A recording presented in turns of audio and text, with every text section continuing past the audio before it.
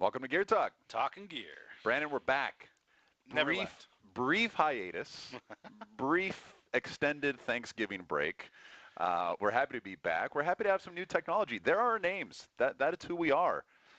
We've done some studio upgrades here, including our control room engineer, producer, stage manager, Mr. Jose Rivas, is now on the Intercom show live on comms. Jose, say hi to the people. Hello, everybody. So if you'd like to ask a question, Jose can now talk to us and talk to you. It's a three-man weave. Yes, yes. Brandon, how are you this holiday season? I'm doing great, thank you. A little tired as we're moving into the Christmas break, but I'm hoping to get some extra rest. I'm sure you and your toddler and your wonderful wife will get plenty of rest this holiday season as you continue sleep training. We're very excited today on the Intercom show. We're going to be talking about ClearComm. We're using ClearComm. We're going to be speaking in a little bit to Brian Grahn from ClearComm over the internet, over Intercom. We're very happy to be joined by Brian. But first, there he is. Hey, Brian. Hey, Brian. Uh, Hello, everyone. Brandon, give us a brief, ever so brief history of how humans have communicated over the millennia. Understood. So the comm of ClearComm is short for communications, and we've been communicating as human beings in a variety of ways to try to get messages from point A to point B. That goes to smoke signals, to drums, to flag systems that the Navy really perfected and used for years and years. Somewhere in there was a tin can and a string. And then we got into party line telephones. The Bell Company started running lines all over the place, but you had to be on the phone with about 7 or 8 of your neighbors that were down the same line. And then in 1968, Charlie Button and Bob Cohen had invented ClearComm. The first two-wire system came out, and we now sort of had a higher level of communication that we could have in between folks. And by higher, I mean that we have a higher quality of audio that's able to go back and forth. That helps mitigate some of the fatigue issues and the did I hear what's happening correctly or not correctly, kinds of things that might happen over a telephone. Even today's modern cell phone doesn't sound anywhere near as good as a ClearComm headset. But yeah, we've gone from two-wire into four-wire, so we could have multiple channels of two-way conversation, full duplex conversation, into the digital realm in which it kind of really blew out, and now we can have dozens of channels available to us, each doing an independent task or each only listening for an independent cue. We broke the wire and went wireless, and we've got the ability to take our packs wherever we need to and go and perform tasks while staying physically connected, even though we're not physically connected. And then today we're going to ultimately end up talking about the latest of the technologies that's available through ClearComm called IV. And if all of this seems daunting, maybe you should keep calm and carry on. We're struggling for calm puns, so if you have any good ones out there, let us know. Yeah, we'll make Jose say them out loud on the live stream. So put your calm-based puns in the chat. In the comments. Oh, there you go. Yeah, okay. Real time. Okay, so modern day, now what we've got from ClearComm, what we're going to focus on today is the Arcadia Central Station. We've got one here in the studio, and we can prove that to you right now. There it is. There's our ClearComm Arcadia Central Station right above our LQ. We're going to talk a little bit about how we integrate with the LQ series and one of our IP transceivers. You can tell the Arcadia is a point of focus for ClearComm. Go to the homepage of the website. What's the first thing you're going to see? There it is, Arcadia Central Station. This is the headline. This is what's new. This is what is winning awards. This is what people are using, and we're going to talk about why. This now is becoming the Swiss Army knife, the skeleton key, the hub of a lot of different styles of comm coming in and out of Arcadia. Jose, let's take a look at all of the different options, how you can deploy an Arcadia Central Station, what is available to you. So this is kind of the highest level overview of what's what. We get some wireless transceivers, so the ability to bring these belt packs in and out using either the E1 or IP, which we'll get into. Licensed ports, which we're going to spend quite a bit of time kind of looking at because this is a little bit of the confusing mark if you haven't used an Arcadia system before. And then hardwired ports, which are the 2 and 4 wires that you're used to. It kind of bridges the latest and greatest of technology with the basics of where we've come from. So there's your tack this on to your existing analog two-wire infrastructure. Maybe this is your new wireless base station. Yeah, Um, it's a FreeSpeak 2 and a Helix net. If you squished them together, if you just smash the two boxes together, you get a good idea of what this box could do. Could be either, could be both, Correct. depending on what you need.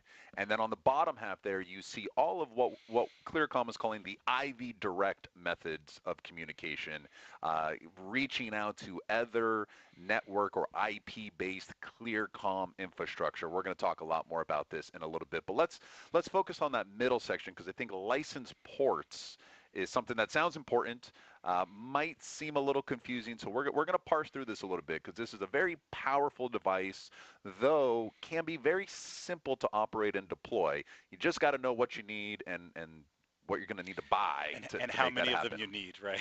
Yeah, so let's zero in a little bit on what we mean here. So first things first, this is I'm going to say the easy section.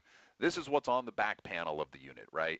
You've got your two-wire ports, you've got your four-wire ports, you've got some GPIO flexibility.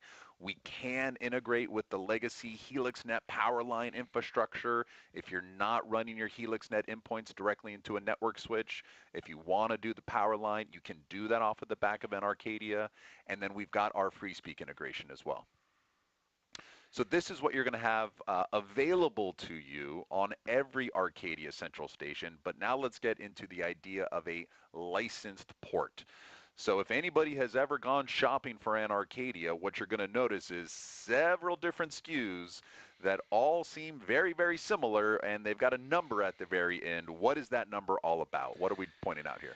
Well, the smallest frame is going to be at a 16 port frame, and then the largest is up to 168. And what this does is this allows you to only pay for what you need, and then you always have the ability to field upgrade. So if you started your theater and you only needed 48 ports and then you decided to add more wireless belt packs, you can go ahead and order 16 more ports to just insert to get you up to the next multiple of 16. It lives on the device. It's not a subscription feature. It's a one-time buy, and it's sort of the capacity of what this thing can do.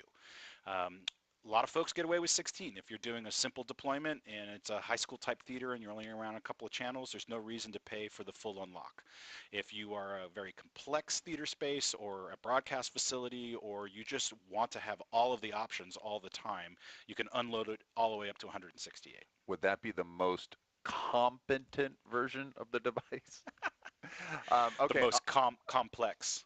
there you go. That's probably more of the case. Okay, so how do you add up your license ports? How do you know how many you need? Okay, we're going to work right to left because this helps our brains.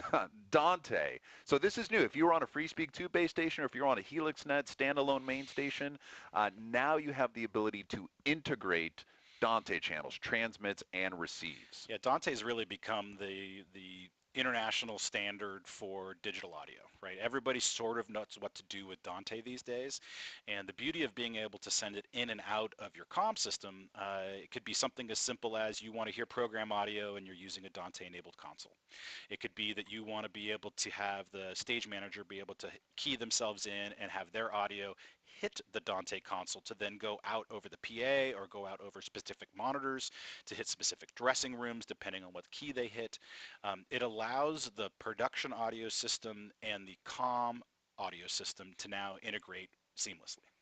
And so you see that number 64 there. That is the maximum of potential Dante ports. There's a chipset in there that will allow up to 64 Dante channels, but you can activate them one at a time. Just know that every time you add a Dante channel, you need to make sure you have a licensed port Available. available. And that's, another example is your A2s out in the world. We used to have to throw on a set of headphones on the one open ear so that you could PFL to listen to your wireless pack before it went out on stage.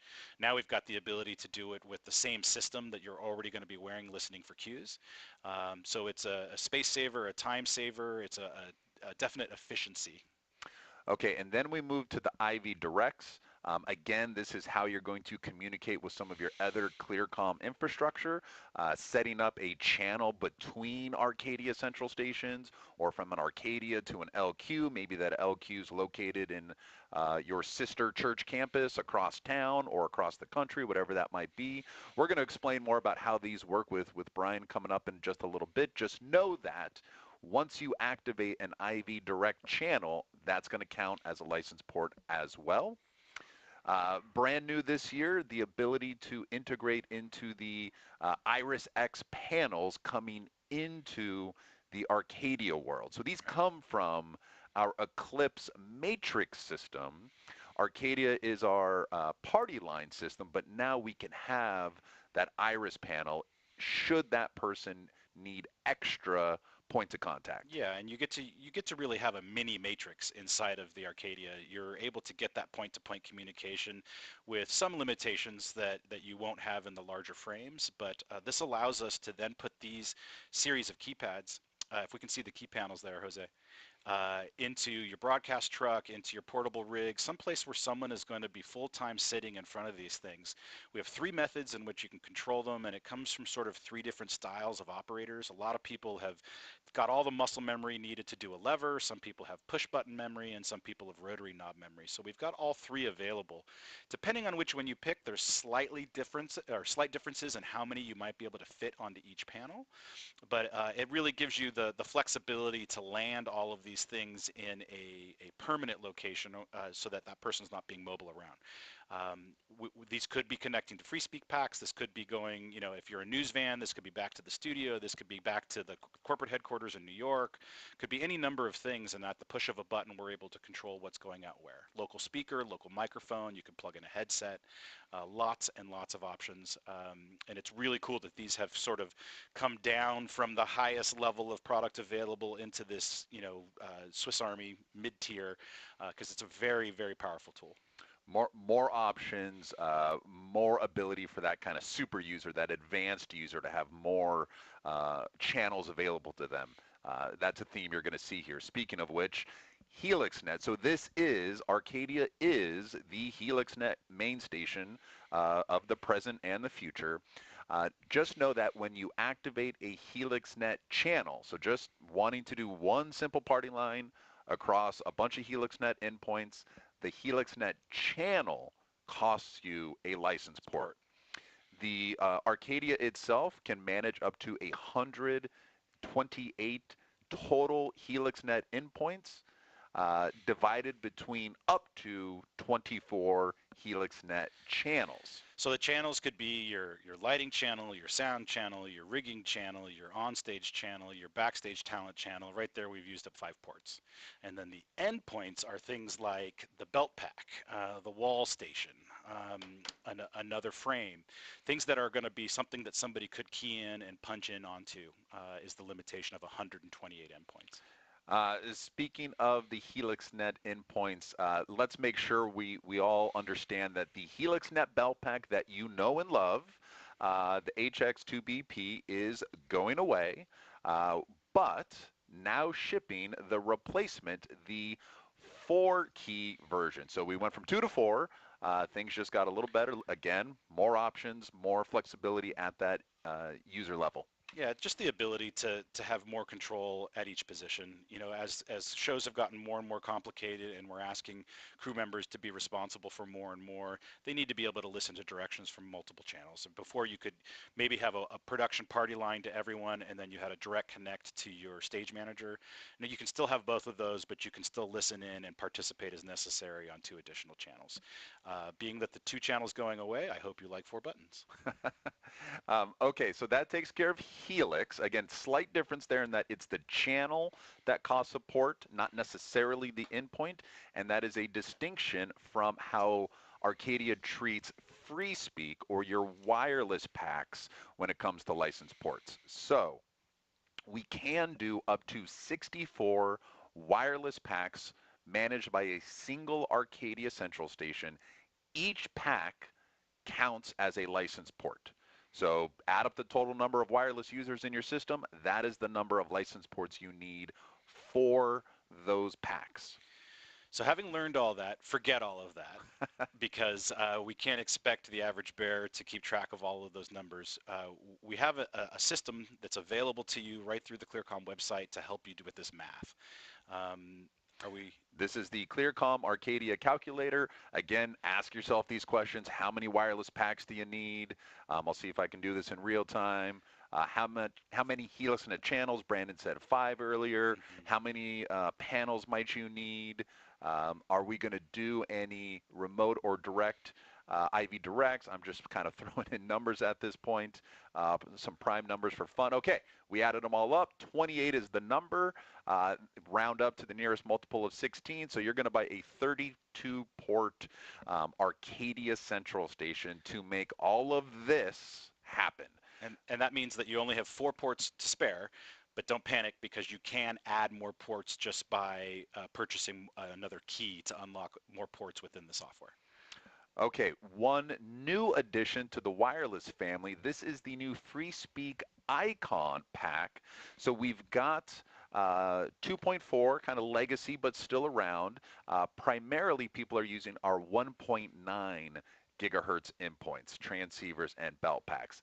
In addition to the FreeSpeak 2 pack, we now have the Icon pack. More, again, the theme, more buttons. We've got one here. So it's an award-winning pack. It's in the wild. It's in active production. It's really beautiful. It's the actual exterior frame is based on the Edge pack that was released a couple of years ago. But in addition to having 9 key buttons, we've got 4 volume controls. The color screen allows you to have even more definition regarding whether you're on or you're off, or you might be able to give some color coding like you can on the Iris panels. So you know red are all lighting people, or green are all audio people, something like that. It uses the BAT80 and the AC80 charging, which is new to those that were using FreeSpeak 2s. Again, it only operates in the 1.9, and it's important to note that in the charging sled, you're only going to get 4 of these packs. They're a little bit bigger. They have a little bit higher draw when you're trying to line them all up, so the numbers are going to change a little bit on how you charge the individual packs or what your kits might look like. But this is very successful. It is out in the wild. People are really enjoying it, not just for the color features and such, but the ability to be able to speak to so many people without having to shift or reprogram packs at intermission or anything of the sort. These buttons can be identified to do anything. It can be to speak on the party line. It can be to speak out an IV. It could be to trigger a contact closure. If you're the stage manager and at some point you're supposed to launch the party poppers, and whatever it is, it's like having a full base station on your hip. And again, this is in addition to the Legacy FreeSpeak 2 pack. So you can have most people on a kind of standard 4-button FreeSpeak pack, have a couple of people who might need the Icon pack. They don't count differently in terms of licensed ports. A pack is a pack. The fact that you can route or have access to up to 8 or 9 things on the Icon pack doesn't get treated differently in terms of your port calculation. So just know that it is there as an option. And they kept the flashlight on the bottom for those of us that drop things in the dark. There we This go. is like one of people's favorite things about the FreeSpeak 2 packs. It's important to note that it is still there. We'd be remiss if we didn't mention here up to the end of the year, Clearcom is actually running a promotion. So if you are interested, when you buy FreeSpeak Icon, you can choose one of these 3 paths. One gets you a free upgrade to the Eclipse EHX software. Again, we're not talking a lot about Eclipse today, but just know that this is an option, kind of more in the target of exactly what we're speaking about today. When you purchase FreeSpeak Icon, you can get an 8-port upgrade for your Arcadia, or you can take the FreeSpeak Icons you purchased and trade in 2 of your standard or E1 style transceivers and get a new IP transceiver. Again, these are all running through the end of the year. We want to focus a little bit on this idea of moving from the E1 style transceivers to the IP version. Okay, so what are the differences here? Why might this be important to you? Um, Sure. Let's start with the product name. All right. So FSII TCVR 19US. That's a FreeSpeak 2 transceiver in the 1.9 US, aka the E1 transceiver. This has been working great for our free speak systems all throughout, with a small limitation of sometimes the distance we need to get or the multitudes of them that we need to put out can sometimes require some very creative splitting. Because we do have a splitter for it, but you still are only getting 5 packs per E1 transceiver. You find out that you end up might needing to stack several of them backstage or front of house, some of the places where you might end up having lots of packs. The beauty of the FSII TCVR IP19US Well done. IP is not ingress protection. You're really talking gear today. Yeah. Talking part numbers. Yeah. Uh, the 10 belt packs, right? It really gives a lot more freedom and takes away worry that if your folks are roaming around a facility, there's going to be space for them on the transceiver that they bump into. In addition to, now that we're on the network leveraging AES 67, we can now put these almost anywhere, as we've all given our lives over to the network and all of our equipment over to the network. Why should our transceiver be any different? But now we're talking switch hops of distance. Instead of being limited by a 300 or 330 foot limitation on an E1, we now have the ability to go ahead and hit the network, which can have switch hops. And if it's like most AES protocols, you're able to do, I think, 6 switch hops before you get into trouble. I'll let Brian correct me when we get to him. That means that you can put these anywhere in your facility. It means that you can connect and disconnect them easily. So if it was a portable application or this room was going to be doing a multitude of things, it's a hotel ballroom or something, you could plug in, do your show, unplug, walk away, and the next day go plug into whatever port's available and do the same thing. It really leverages the network to make the connectivity very, very easy. And with the E1 style, you can have a maximum of 10. Mm. 5 packs can sync to one, so 50 packs total. Remember, the Arcadia is capable of up to 64 packs, free speak wireless Mm. packs. But if you're standardized on the E1 transceivers, you're going to be limited to 50. And then if you need multiple zones of coverage, well, now you've got to split up those 10 trans. So you've reduced the total capacity of your system once you need multi-zone coverage. Correct. When you're in the IP transceiver world, you can use up to 32 IP transceivers with a single Arcadia. And if each IP transceiver can Support manage 10. up to 10 packs, well, now I can get that full 64 number and start having them roam around between multiple zones. So just a lot more flexibility in the IP world in general. Backing up real quick to Icon, left out 2 important things. One is Bluetooth connectivity. It's native to the pack. For those of you that are shocks people out there, you have to keep your ears clear for other audio related things. ClearComm now also can help supply you with the shocks components and boom mics that go with it. So you can sort of one stop pick up what you need. And then the other thing that is new to FreeSpeak 2, at least, is the ability to have a built-in microphone and a built-in loudspeaker. This is really, really cool when you have really long days and you don't want to wear the headset all the time to be prepared. You may have an hour break. You may have a period of time where you can just set this down on the table next to you and still have its full function without actually having to wear the headset. For those of you out there that wear headsets for a living, you looking for any opportunity to take it off your head. I'm sure you are. Okay, so let's back out to that kind of macro level view. Okay, there's Arcadia right in the center. We've sort of going around the clock face, so to speak. I think Dante, pretty straightforward. Encore, again, that's highlighting the integration with legacy analog 2-wire or 4-wire infrastructure. Talked about the Iris panels, talked about FreeSpeak a lot, talked about HelixNet. We're going to get more into what we mean by IV directs because we're using it. Yeah. This is how we're making this work. That's how you're hearing us today, and it is really the latest and one of the coolest things that's been added to Arcadia. And it's previous generations we've been using LQ as the means to send something from point A to point B direct, leveraging the internet, but that had a whole lot of limitations. Little more difficult to set up. We had channel limitations. You had to have the right box on either side. It may take some time for them to find each other. All of those things, and could not do Dante at the same time. Right, it wasn't there. So being able to step into this IV communication realm, we've now got the ability to integrate all of those things and still be able to send point to point. But now's a great time to bring Brian Grahn into the show. Welcome, Brian. Welcome to Gear Talk. Hello. Talking gear. Great to be here. Brian, how are you? Where are you? You don't need to give away your home address, but let's just point out you're not here in the studio.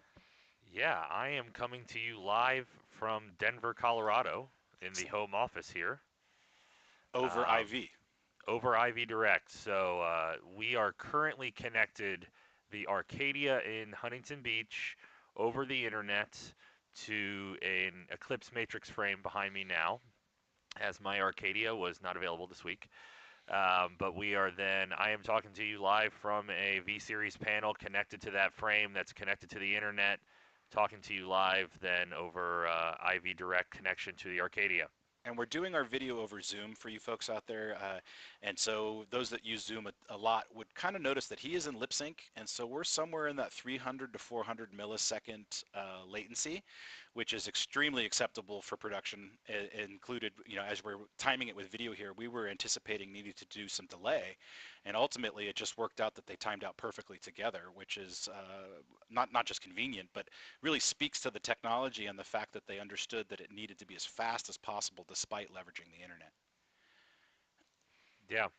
And so to go a little deeper into what is IV Direct, there's a lot of jargon within the kind of ClearComm world of different product family names or different technologies. So IV Direct is instant voice technology that we've had for many years now. It is built on the G722 audio codec, but is a way for ClearComm to devices to talk to each other. So for a long time, as Brandon mentioned, we had our LQ boxes. These are based around that IV core technology.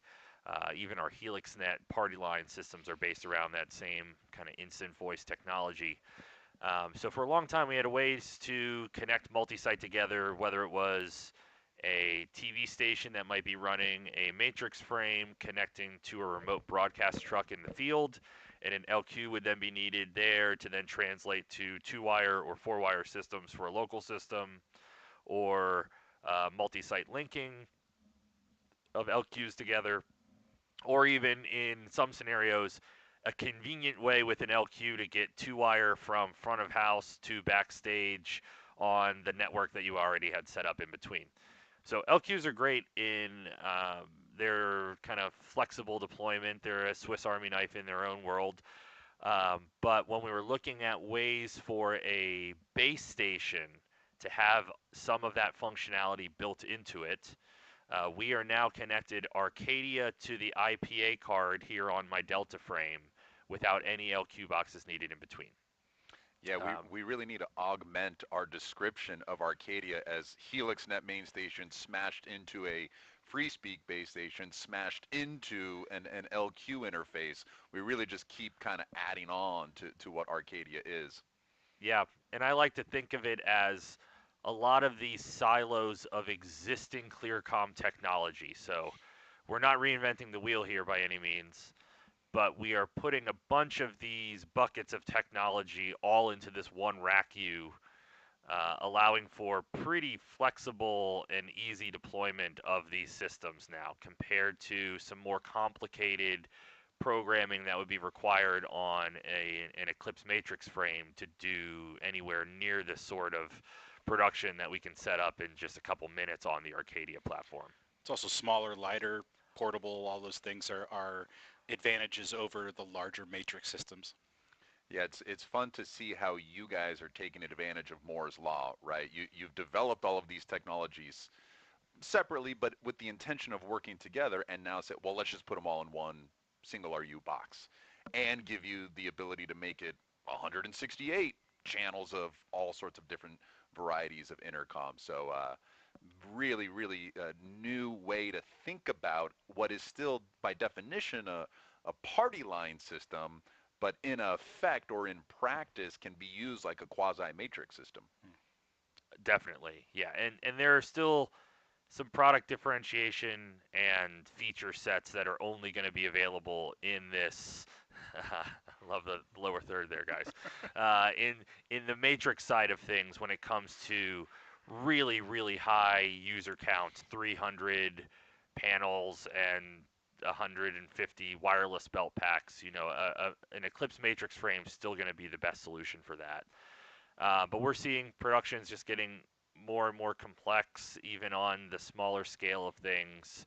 More users needing to be connected with more separated talk paths. Sure. And so giving as much of that available on the Arcadia platform now, more user station options like the matrix panels and the icon bell pack and the 4-key helix net to assign more things to more key sets to allow you to do the other thing that you're doing in the technical arts or whatever you might be doing to need communications, and trying to allow you to do that other job a little easier. Yeah, Brian, how are you seeing? I mean, buttons, more points of access to your comm Yeah. network. How are you seeing these new components being used?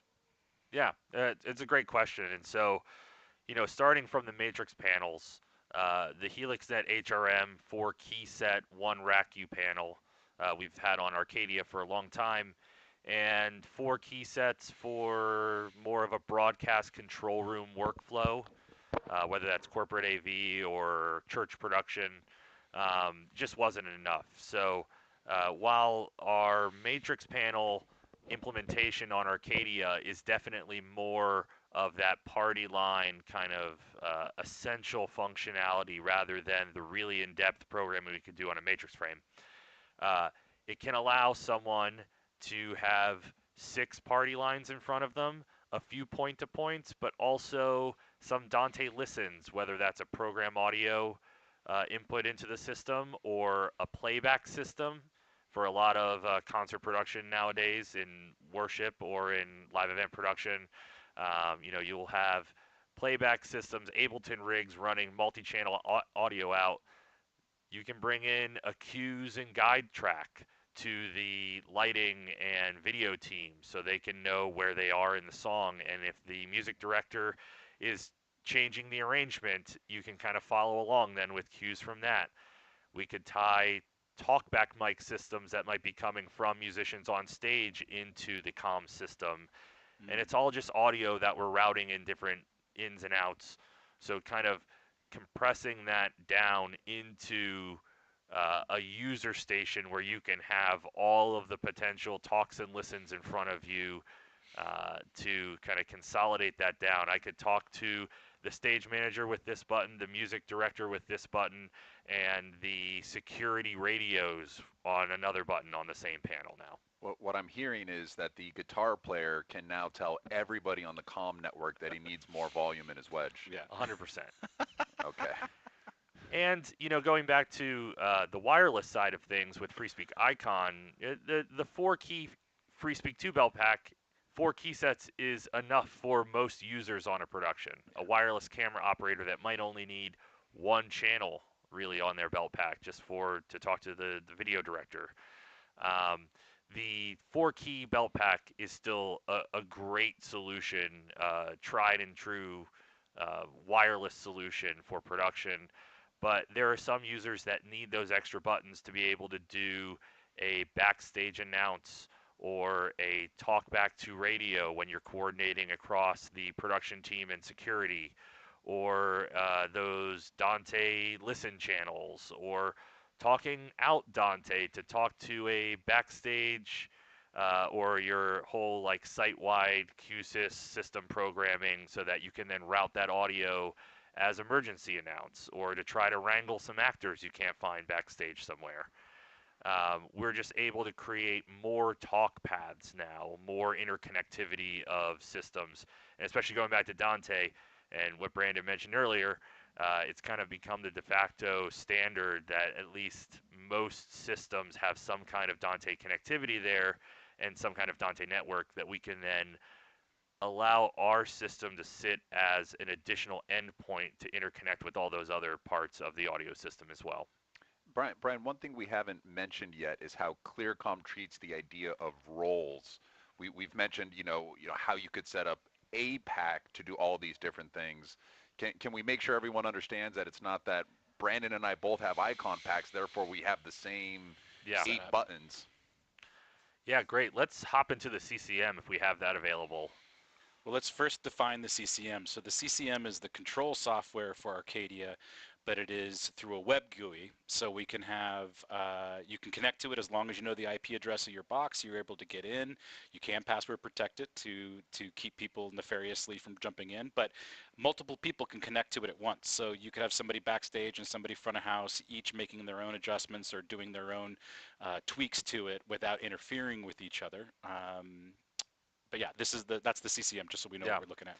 Yeah, real-time control of the system just via a web browser on it with a computer that's on the same network as the management side of the Arcadia. So within the Arcadia platform, again, we've brought in a lot of these concepts from FreeSpeak 2 base station, HelixNet main station, some of these concepts from the Matrix workflow. We do have a lot of different ways to route audio, a lot of different protocols. So when we land on this page, the first thing that's worth mentioning is that we have 4 LAN ports that you can individually assign what kind of audio traffic or management data traffic might be sent to any given port. Each one of those ports can then live in its own subnet, completely separate from the others. Yeah, I feel like there was a wave of shivers running down audio people's spines when they come in here and see 4 lands. Uh, it's time to become IT people, everyone. And I think the way to think of it is it's not trying to make it complicated, but an attempt to keep some of this traffic separated on VLANs on network switches or on completely different hardware. Mm-hmm. And Yeah, so in that Dante world, I like to think if you're running a 256 input audio console system with a whole lot of Dante traffic, you probably have dedicated Dante switches, and you don't want all your intercom to be on that as well. So we could assign the Dante protocol to LAN 3, for instance, and say, great, let's connect it to that whole switch system completely separate from all the other intercom stuff. And right. we can take whatever IP address that you're using for that subnet that you're using for that larger system, and we'll just do a couple ins and outs maybe in order to interface with that. But our main LAN, where we're connecting all of our HelixNet, our IV directs, the management of the system, we can then say, let's live that on our own control network, our own dedicated hardware, whether that's a VLAN on a control switch with a VLAN for AES67 or combine some of those things together. It allows some flexibility for you as the person deploying the system to kind of come up with whatever makes sense for you. And IT people love the ability to isolate lands, right? They don't want all the Dante traffic or traffic they can't recognize.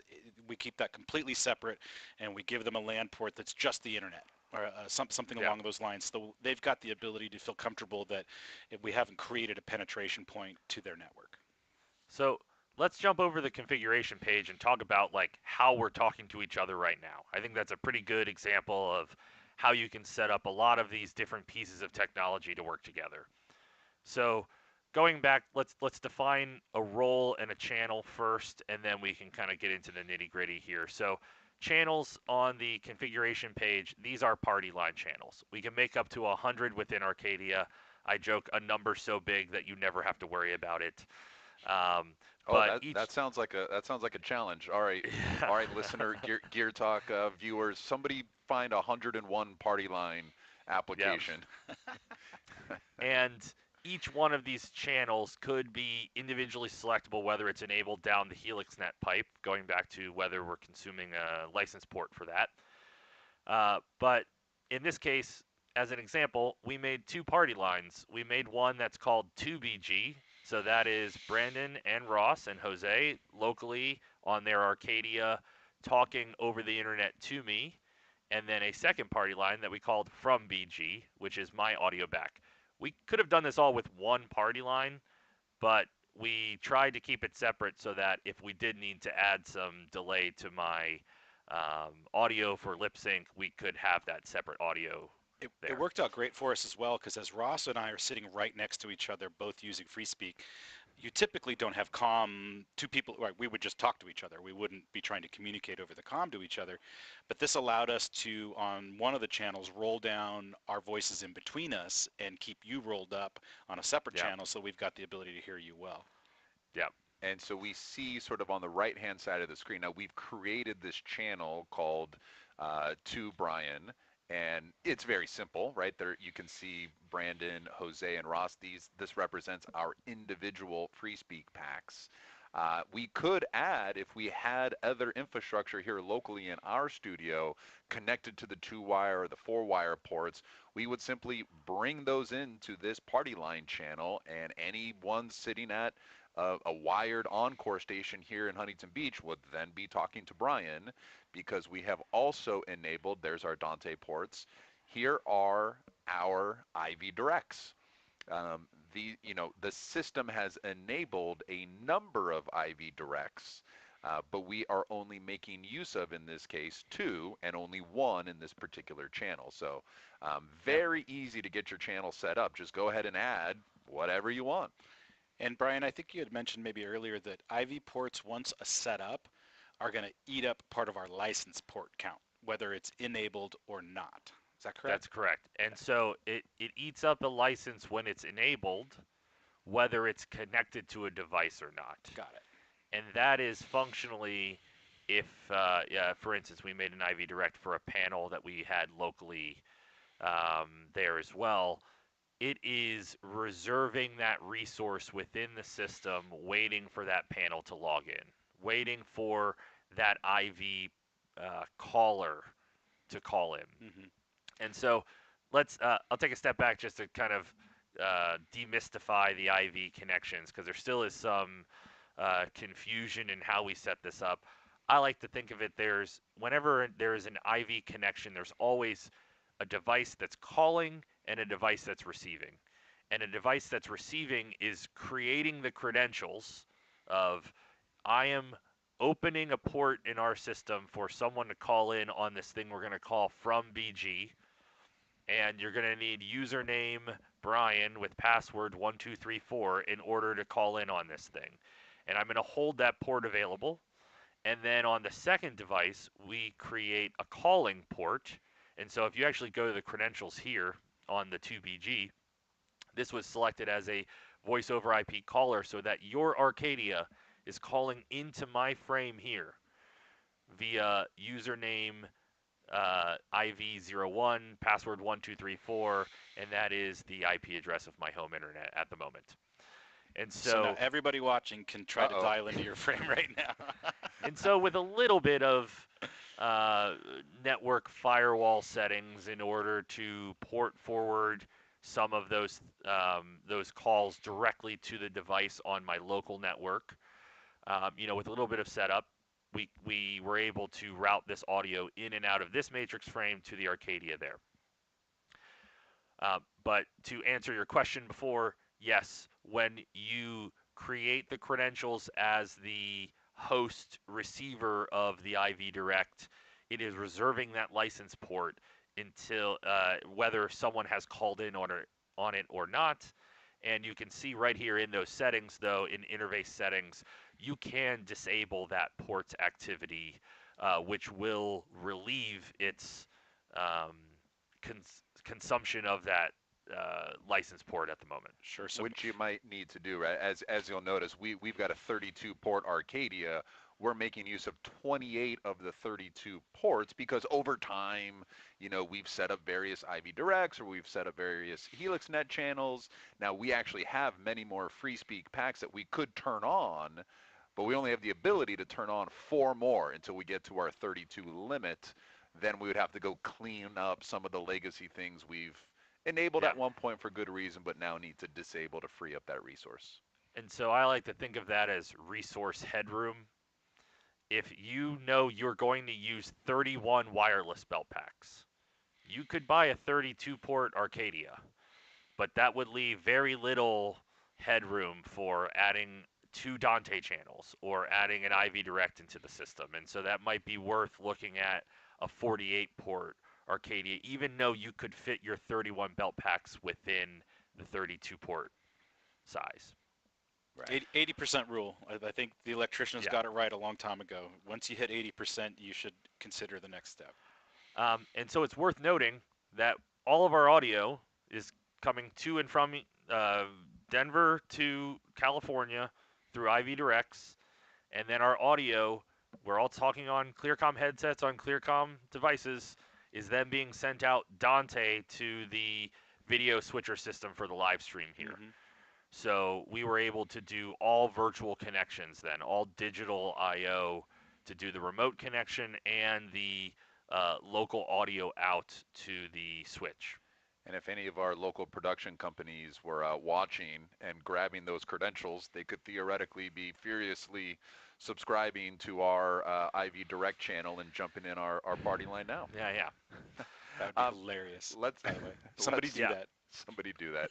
Let's talk about roles, Brian. So I Yeah, mean, we're jumping around a little bit now. We're just showing what is possible. So maybe sure. we can clean this up after the fact into a step-by-step guide of how to set up an IV Direct. But Yeah, yeah. ultimately, assuming we've set up the IV Direct, added it to our channel, now I'm going to come back in and under my role, because Brandon and I have two different packs on, and if we wanted to, we could set up our packs differently. Here's an example. Here's Brandon's pack. Yeah, And here is what is available for us to assign to his A button. exactly. And so for smart devices, free speak wireless bell packs, and our matrix panels, you will be able to choose from a pool of party line channels, groups in the system, directs between other roles, so point to points that can be made between smart roles within the system, and direct talk listens to ports on the system as well. So if Jose wanted to be whispering in your ear, but not our ears, he could just by making a Exactly. point to point. And now I And just made that change, right? I went to Brandon's D button, and I just established a point-to-point connection between Brandon and Jose, Jose. but his he's still got his A button pressed, which is why we can hear him on broadcast. yep, Uh, and and now you're he's only talking to Jose, but now you can't hear that on the broadcast. But it's all happening. Trust us. and this is all done in real time as well, without needing to resync the system to apply a map to the matrix or anything like that. And that's the real power of Arcadia is the concept of being able to find what you're looking for very easily within the CCM programming and make real-time changes that you know are not going to somehow sever communication paths that two people are having an open conversation, and because you try to change the latching function on someone's belt pack, you somehow needed to sever that communication. So here's So, here's the icon pack we powered up earlier, and right now this pack would not be set up to talk to you, Brian, because we haven't uh, added the 2BG channel to a button. Um, yep, and then maybe let's talk about why there is some confusion on our side, or when we're speaking about something like the icon pack as an 8 button or 9 button pack. Because I yep, see A, B, C, D, and 1, 2, 3, 4, and then I see reply. So what do I need to know about reply? yeah, great question. So, icon, there, your ABCD on top, your 1, 2, 3, 4 on the back with reply beneath it. So, ABCD are always going to be associated with the volume control scrolls left and right and the up and down. And then with a shift button, you can then apply those same volume controls to key sets 1, 2, 3, 4. So, and then we also do have the main volume control on the bottom of the belt pack as well, allowing you to be able to modify volumes very easily. The reply key is assignable as if it was any other key set, with the minor difference that there is no volume key associated with the reply key. So whatever you choose to send audio via the reply key, that's going to be mixed into the bell pack at unity gain. When being used as a direct out, you could assign your Jose direct on the reply key. Um, in that case, you don't have an associated listen volume there, so that's a little easier. I've seen some users, the same thing applies to our FreeSpeak 2 wireless belt packs. You could also apply that reply key, could be a stage announce out or a Dante listen or anything like that. So just fully important, assignable in the system. the reply key has sort of an intended dedicated function, which you can just easily override and make it do. So it is in effect another Yeah, configurable button, although out of the box, so to speak, it's going to function as, hey, I'm calling out to this group, somebody hit their reply key and talk directly back to me. So if you like that, exactly. keep it as a reply key. If you want to think about FreeSpeak 2 as a 5 button pack or FreeSpeak Icon as a 9 button pack, that's true, they are. You just got to go configure the reply key like you would anything else. And the only addition there is that the reply key is the only button that could be used as the reply function in the Bellpack programming. Right, right. So yeah, Yeah. if you like reply, use reply. If you want another button to configure, have at it. And just to reiterate, we've got individual roles per wireless pack. So you can have completely different button assignments per pack dedicated per user. Yep. A unique programming per user is how I like to think of it. There we go. Um, if we can go back to the CCM, I also want to pull up what a V series panel would look like now. Sure. So I know we have that V12R um, role there. So this is a 12 key V series panel. You can see if you select any one of those key sets, you can choose from the same pool of party lines, groups, roles, or ports. We also have the IFB functionality pending very soon. We have the field trial firmware running on your Arcadia now, and that IFB functionality is working great. But this is also where you could drop a listen directly to a Dante port on the system, and then you can just go into your Dante controller and make your Dante cross patch to whatever your other third-party device is. Easy. Everything is the same. You just, again, some things have more buttons than others, right? This is just where you get in here and configure how you want that user to interact with your comm system. And I like the color, right? We noticed Oh, that there's an option there now for I don't color. have you there, Brandon. I don't Oh, know if we sorry. lost. There you go. We have color now, and different people learn different ways and are used to different workflows. The colors help me a ton because in an instant you can look up and at least know you're in the right category of person that you're trying to talk to. Whether red is the truck or people that are outside, or orange is going to be talent on stage, and green's going to be something else. Within the colors, you can have multiple buttons that do things, but at least being able to break them into these segments really takes away a lot of guesswork, and you don't have to read. Yeah. Maybe I like that just because I don't have to read. I think of it as visually organizing things, which again is maybe allowing you to work faster Mm. without needing to waste time hunting and pecking for a specific key set.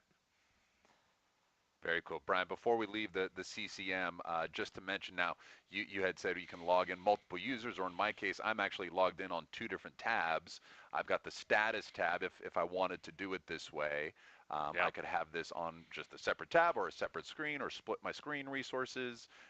Basically, a top-down overview of what's happening actively in the moment is what we're going to see here. Exactly. And without getting too deep into the concepts behind how the CCM is organized, there are really three main tabs here, which are hardware, getting your system components connected first, configuration, having them set up to do what you want to do with your basic workflow, and then status, your system is up and running and you want to monitor how things are going. That user that I mentioned before had the wireless status page always up on their screen. So they had and this top visualization of a lot of icons there with a lot of green boxes or circles around them.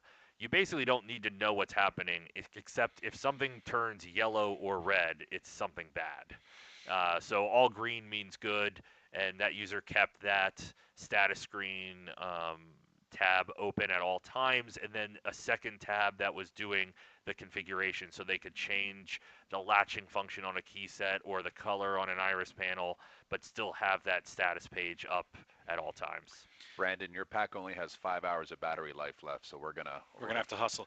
As he's been talking, I've been pressing buttons on the icon pack, and I've been watching the buttons illuminate on the screen. So even if somebody, like you're talking to somebody and they're trying to talk back and you can see they're hitting the wrong button, you can see that they're not on the right channel while they're trying to communicate, you now have the ability to say, hey, you're pressing D, you need to be pressing C, or whatever. Or your volume's all the way down on that channel, or your, there's a lot, your mic is still latched on, and we need to remote mic kill that specific user. Super cool. Awesome. Okay, Brian, we're coming to the end here.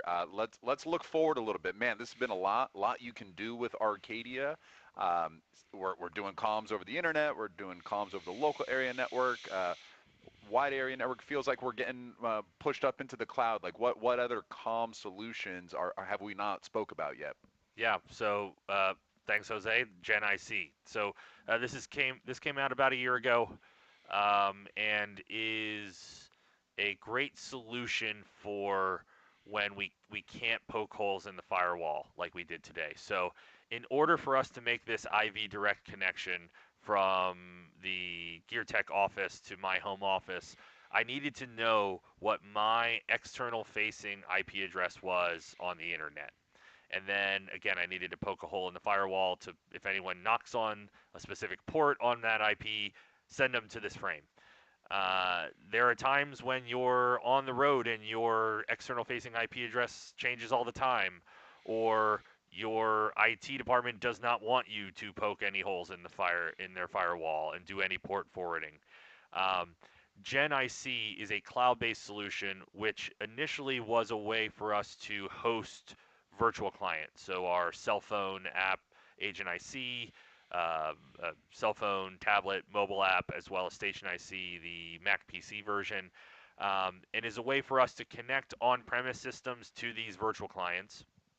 Also a way to run virtual clients without the need of any ClearComm hardware, which is very cool. You could just have 4 users on cell phones talk to each other without the need of any Arcadia or LQ or anything like that. But that last solution, if we had an LQ box tied to the Gen IC cloud in a broadcast control truck, for instance, and then we had another remote site somewhere else with an LQ, as long as both of those had access to the internet, we would not have to set up any specialized firewall settings for them to be able to communicate out. Very cool. And so there are certain applications where that is preferred method of connectivity rather than putting a dedicated hardware device on the internet and needing to set up those specialized routes. Wow. It really is kind of becoming unlimited. I mean, like as far as your ability, if you can't get around to the left and you can't get around to the right, you can go over it now or under it. There's several different methods that we can use to actually keep your show up and running. Yeah, Jose, how's our audience Q&A? Anybody got something we need to get answered? You guys explained everything very well. Just no questions. Look at that. Great answer. So last thing I'll add to this is I like to think of all of these buckets of technology as building blocks to assemble the solution for whatever you need. Is it a high density wireless system that needs some Dante connectivity? Arcadia might be the right solution for that. Is it panels and wireless and IV directs and LQ connectivity to camera CCU racks? Arcadia could be the right solution for that. If it's just a small HelixNet system, Arcadia could be the right solution for that. So it's understanding what each of these technologies is good at and how they can be used, and then applying that towards how would you like to communicate on your production site. Let's find which tool might be best available. Super scalable, super flexible, and I'm sure more to come. Brian, thank you so much for joining us here on Geer Talk. Talking Gear. We look forward to continuing our progress with these and becoming further experts. For those of you out there in the world, if you have any questions, feel free to reach out to any of us. You can find us at geartech.com. And if you are watching this in the future, but before the end of January, and you're coming to the NAMM show in Anaheim, Brian, will we see you there? I will be there at the Yamaha Grand Plaza stage. That's right. We'll have a whole ClearCom setup out there, so come visit us at front of house. And if you are watching this after January 2026, look for Brian at NAMM in January 2027 and beyond. And So, beyond. um, thanks again, Brian. We appreciate it. That's it for us. We'll see you in the new year. Happy New Year.